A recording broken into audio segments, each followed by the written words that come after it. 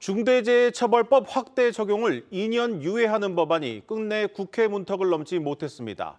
이 대통령까지 나서 호소했지만 거대 야당의 벽을 넘지 못했습니다. 이에 따라서 오는 27일부터 영세 자영업자들에게도 중대재해처벌법이 적용됩니다. 취재기자 연결해 자세한 내용 들어보겠습니다. 전민정 기자 전해주시죠. 네, 오늘 오후 2시부터 열린 국회 본회의에선 중대재해처벌법 2년 유예 법안이 결국 안건으로 올라오지 않았습니다. 여당은 앞서 현장 준비가 미흡한 영세 중소기업 상황을 감안해 52 미만 사업장엔 2년 더 적용을 미루는 법안을 발의했고, 그동안 여야는 이 중대재해법 유예안 처리를 위해 물밑 협상을 진행해 왔는데요.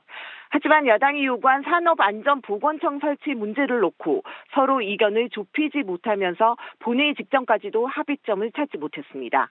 윤재욱 국민의힘 원내대표는 본회의 시간 중에라도 만날 수 있으면 마지막까지 민주당을 설득하고 호소하겠다고 했지만 유예안은 상정이 불발된 채 본회의가 마무리됐습니다. 이에 따라 이번 주 토요일이죠. 오늘 27일부터 예정대로 52 미만 사업장에 중대재해법이 적용되는데요. 당장 현장에선 혼란이 우려됩니다.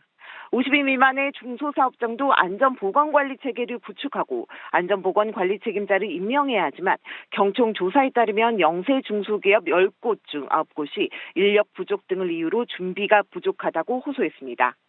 법이 시행되면 안전 인력이나 예산을 충분히 확보하지 못한 상황에서 사업장에서 중대재해가 발생할 경우 사업주는 형사처벌이 불가피해지는데요.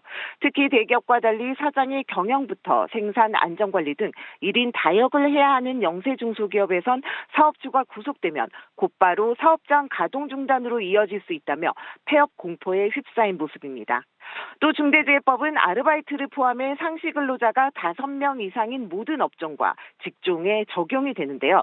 무려 전체 사업장의 24%에 이르는 83만 7천 곳이 법 적용 대상입니다. 사실상 제조업 공장이나 건설 현장뿐만 아니라 동네 빵집과 식당, 카페, 주유소까지 모두 해당돼 자영업자들의 어려움도 가중될 것으로 보입니다. 일각에서는 주 52시간제처럼 법 시행 후에 계도 기간을 두어 곧바로 처벌되지 않도록 하는 방안도 제기됩니다.